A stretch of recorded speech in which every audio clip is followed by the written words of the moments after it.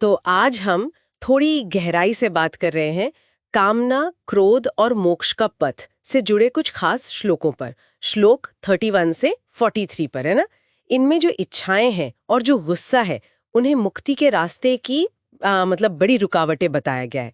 तो देखते हैं कि ये स्रोत इन विचारों को सामने रखता कैसे है। बिल्कुल। और स्रोत यहाँ सीधे मुद्दे पर आता है। वो कहता है कामेश क्रोधेश, मतलब ये कामना ही है, ये क्रोध ही है, यही आत्मा के असली स्वरूप को, उसके ज्ञान को ढक देते हैं।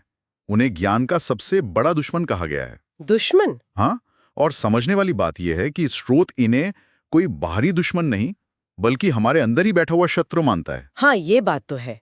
और स्रोत ये भी बताता है कि ये शत्रु करते क्या है असल में, कि ये ज्ञान को वैसे ही ढक लेते हैं जैसे धुआं आग को, या जैसे आईने पर धूल जम जाती है। सही, बिल्कुल सही उदाहरण दिया।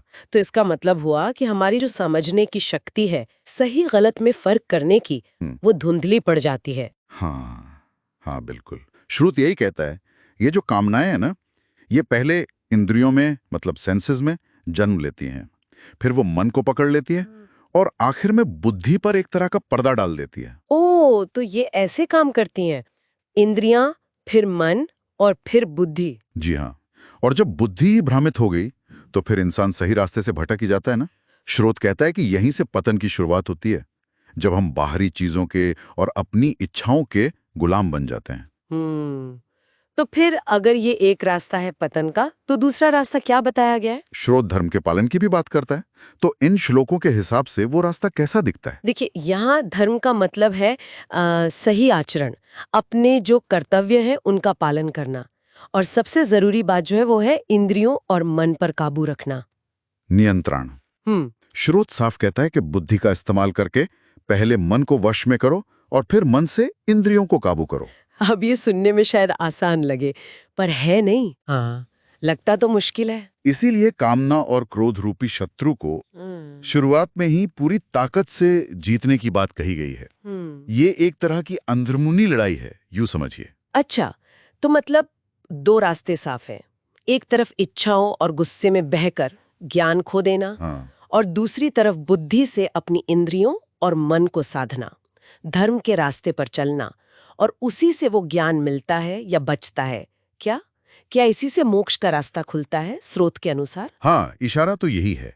स्रोत यही बताता है कि जब ये अंदरूनी दुश्मन मतलब कामना और क्रोध शांत हो जाते हैं, जब बुद्धि स्थिर हो जाती है, तब आत्मज्ञान का, जिसे सेल्फ रियलाइजेशन कहते हैं, उसका प्रकाश संभव होता है।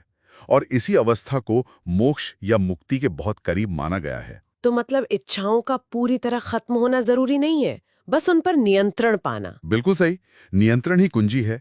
इच्छाएं तो रहेंगी, पर आप उनके गुलाम ना बनने को समझने में सबसे बड़ी बाधाएं हैं, और स्रोत कहता है कि इनको काबू में करना, इन पर विजय पाना, यही आत्मज्ञान और आजादी का रास्ता खोलता है। बिल्कुल।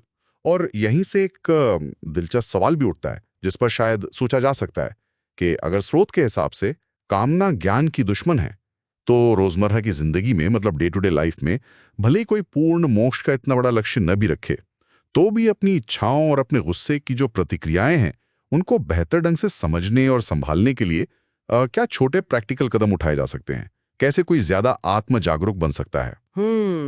ये वाकई एक अहम सवाल है कि इस गहरे ज्ञान को रोजमर्रा की जिंदगी में उतारा कैसे जाए। इसी विचार के साथ मुझे लगता है आज की चर्चा को यहीं समाप्त करते हैं।